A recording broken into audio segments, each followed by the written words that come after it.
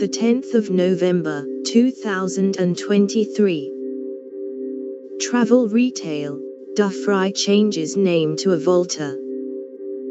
Duty-free store specialist Dufry has changed its name and is now called Avolta. Shareholders approved this change in the company name during an extraordinary General Assembly on November the 3rd. The move follows the merger with Italy's Autogrill. Moving forward, all corporate communications of the former Dufry and Autogrill groups will transition to the Avolta brand family. However, consumer-facing brands, including consumer-facing elements of corporate brands, like Dufry, Autogrill, Hudson and